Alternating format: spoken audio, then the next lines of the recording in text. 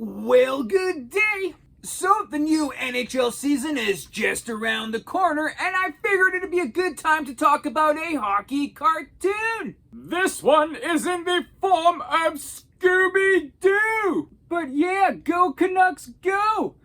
Hey, wait a second, did you just say go Canucks go? Well, yeah, man, I'm from Vancouver, right? Like, I'm a die-hard fan. Stick to the script, man, and if we're talking about hockey, we're talking Oilers, okay? Oilers. No, man, it's Canucks all the way for me, man. I can't take it anymore. Oh my god, man, we're not gonna get in this again. Yes, we are gonna get into this again. Look, man, Okay, so we start off in a hockey tournament in the, former Soviet Union, where Sweden is losing the semifinal game to some comrades 5-1. But as the game is nearing the end, this crazed-ass ice monster crashes onto the ice and steals the trophy. The prized Grand Emperor's Cup! Oh, secure! But as fate would have it, the gang of Mystery Inc. are in town to watch the tournament. Mostly because Velma is a huge hockey fan. Was that actually ever mentioned in Scooby-Doo before? Huh. But they are here to watch the other semifinals game, USA versus Finland, where they meet supposedly Canadian hockey star Brett Hull. And it's a really good thing that they met him, as the Golden Brett gives them the 411 on what's going down. He lets them know that the Grand Emperor's Cup was stolen and that it is encrusted with priceless diamonds. And no less, that the thief was a ghost of a former Comrade star player who was banished from society for missing an open net goal and wound up freezing to death in Siberia. Oh my god, like, I'm not even joking. Like, holy crap, that's cold. Well, sorry, no pun intended, but holy man, that is insane. So his ghost, known as the Frozen Fiend, has taken revenge. But enough of that stuff, we got hockey to play. So the USA-Finland game is going pretty good. It's tied 3-3, but the Frozen Fiend is back. After chasing Brett Hull down and chasing after Mystery Inc., the Fiend disappears. And now everyone's freaking out, right? Nerves are totally frayed. And at this point, we meet our main suspects. There are 3 USA super fans, and they're suspected because they have a jar of the wrong tint of blue body paint, which is pretty flimsy evidence. There is also famous figure skater Galinda, who is suspected because of reasons, I guess, and Comrade Team Captain Nikolai, because the diamonds may belong to his family. Huh, these are kind of baseless theories, but yeah, let's go with it, eh? Meanwhile, Fred figures, to capture the ghost before Velma has all the clues figured out, just to save some time and get right to the damn point of who the ghost is. And so we do just that. So at the bronze medal game where Sweden is beating the hell out of Finland 10-2, hey, wait a second, when did they finish the USA-Finland game? Oh man, I was looking forward to that one. Like the game was tied and the Frozen Fiend broke the rink. damn you, continuity! Nonetheless, Fred's plan is enacted. Mystery Inc. just skates onto the ice like they own the damn place to substitute themselves into the game for Finland. Finland being down 10-3, might not be a bad idea. But also, like, Team Finland is cool with some people just getting on the ice and playing for them? What? Were they throwing the game for this or something? Like, what is going on? Mystery Inc. isn't on the score sheet, they can't just hop in. What? Like, I'm so confused. But oh well. As Fred's plan to trap the Frozen Fiend fails, we get back to that classic segment of the ghost chasing Mystery Inc. And the chase ends in the USA locker room where the trophy, minus the diamonds, were found in Brett Hull's locker. Oh man, dude's screwed.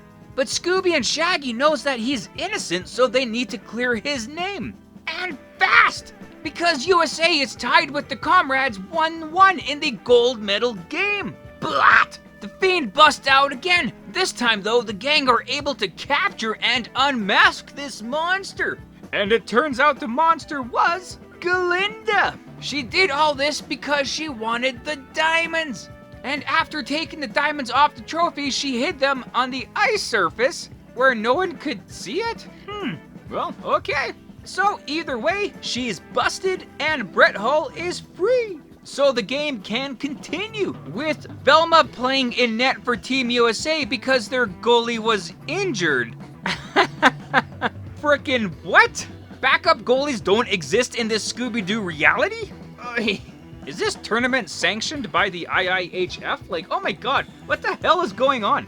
But either way, that is the end of this Ruby-Roo tale. So, yeah, that was kind of an interesting episode, hey? So, I really do like Scooby-Doo, and I really do like hockey, but apparently, if you put them together, I go into a blind rage! And, man, it's all like the small hockey things in this episode that really bug me. And as a graphic designer, there's some things that really kind of get to me, like the hockey uniforms in this episode. Why are they t-shirts? When have you ever seen a t-shirt for a hockey jersey? Sure, it's on top of a long sleeve, but it's still a t-shirt. I know, it's a small detail, but man, it's just like, man, just Google hockey jersey. Like, it really can't get this wrong, but somehow they do. And if that wasn't bad enough, like, what the heck kind of a flag was on the front of the USA jersey? I'm pretty sure most people around the world can kind of identify what a USA flag looks like, and a giant yellow star on the front of it,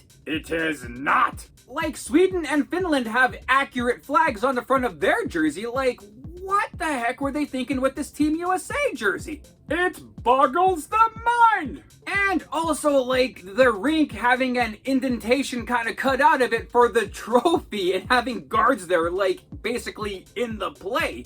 What the double H hockey sticks is that about? There are a lot of tournaments and leagues that will have, like, say, a car kind of on display, but, you know, it would be behind the glass, behind the boards, you know, like the actual rink would still be a proper hockey rink. The whole lack of sense on that trophy kind of display area is just, God, you know, it's actually kind of gets to me, man. Not a fan! It's like if you were playing a game of baseball and instead of having a proper, you know, center field, you had a lake. Like, you know, like that's how much sense this makes. And the whole point of Mystery Inc. just hopping on the ice and playing professional hockey, like, I can dig it, you know, like it's a cartoon and all that kind of stuff. That's kind of what happens with this. But I would be kind of hoping that, you know, there was some kind of, you know, realism and logic behind the whole thing. I thought it was crazy when Jean-Claude Van Damme was playing goalie for the Pittsburgh Penguins in that movie Sudden Death, but you know, it made more sense why that happened. Well, barely, but you know, more. So I tried out for Junior B hockey teams and I didn't make the cut, but you're saying I could have made the big leagues if I just hunted ghosts around a hockey rink. But yeah, true story. North Edmonton Red Wings said no to me. Sad memories. Also, with a star player being banished to Siberia. Like, that's hilarious and also horrifying, man. I will never again critique the Canadian hockey sports writers, man. Whatever they say, man, it's nowhere near as bad as being sent to Siberia. But even with all the hockey stuff out of the way, you know, this episode, honestly, I thought it was kind of basic. Like, it was okay. You know, the clues were kind of clues, but kind of not really. Things just kind of happened, and, man, you know. But after so many Scooby-Doo episodes, after so many decades, you know, hey, I guess they all can't be zingers, but, you know, still, if you like hockey, even though this episode takes a bit of a boot to hockey, but still, man, you know, maybe check it out, you know, or don't, or, you know, whatever, right? But let's see what else we can find you to boot this episode over here. Also, Connor McDavid here, just reminding you all, go Oilers go. Okay, yeah, Scooby-Doo and stolen trophies, eh? And you know, as a kid growing up in Canada, a lot of children's hockey books kind of do tend to have a story of a stolen Stanley Cup. I have colored many a pages of the classic coloring book, Peter Puck and the Stolen Stanley Cup. Great little story of a sentient Puck and his hockey playing buddy. So in that regard, I can kind of dig this episode. But my friends, did you know that the Stanley Cup was actually stolen? Indeed! in 1970, somebody did break into the Hockey Hall of Fame in Toronto, stole the Stanley Cup and a couple of other trophies. But it turns out that the Stanley Cup was not the authentic Stanley Cup. It was one of the replicas that's used for like on-ice presentations and stuff like that, because the original Stanley Cup is so old and fragile. They don't haul that thing out all the time, right? So once that person was like, oh, this is only a replica and I really can't get a whole lot of ransom money off of this, the Hall of Fame got the Stanley Cup and the other trophies back pretty quick. So this episode ain't so far-fetched, other than the ghost stuff, I guess. And for other things that are quite accurate in this episode, you got Brett Hull. That was actually the real hockey player Brett Hull who was doing his own voice acting in this episode. And I gotta say, man, he was actually pretty good in it. Better acting than, say, like Wayne Gretzky, you know, when he was on Saturday Night Live or something like that. Some athletes are better athletes than actors, you know? But Brett Hull, man, yeah, actually did not too bad. Give him props for that. So in this episode, Brett Hull is nicknamed Battlin' Brett Hull, but that's not his nickname in real life. His nickname would be the Golden Brett. So Brett Hull is a Canadian, but he plays hockey for Team USA. What the hell, right? And if you're wondering why that is, well, it's because he has dual citizenship. His father, the famous Bobby Hull, was playing for the Chicago Blackhawks for quite a while, and of course, Chicago, that's where Brett grew up. So for the 1986 World Championships, Team Canada passed over Brett Hull to have him on the team, but Team USA was like, hey man, you're eligible to play for us.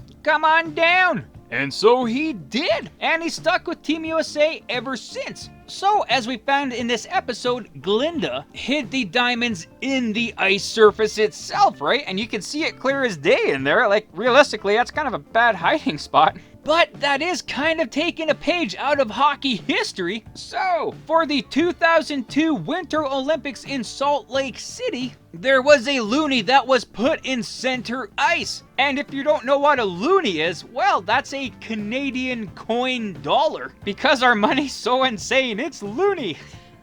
But a Canadian ice maker was actually looking over the ice for that tournament, and at the behest of Wayne Gretzky, you know, Wayne said, hey man, put this lucky loony center ice, man, and boom, the guy did, and boom, Canada wins gold! So the hockey tournament in this episode is an invitational hockey tournament, you know, so I don't know how many teams were actually involved in it or whatnot, or where the hell Team Canada was in this episode. In real life, I guess the closest you would have to this kind of a tournament would be the Spengler Cup, which happens in Switzerland every year. There are 4 teams in this tournament. The Swiss team, Davos. There's a Team Canada, made up of all Canadians playing in Europe, and 2 other European club teams who technically represent their country. Kind of, not really. But the trophy for the Spengler Cup is not emblazoned with diamonds. It's actually a pretty cool looking, well, a Spengler Cup. With hockey sticks and all that. And as for trophies, the Grand Emperor's Cup is kind of a unique and familiar design. It's not quite the trophy from the World Championships, and it's not quite the Stanley Cup, but put them together and boom! Kind of a hybrid.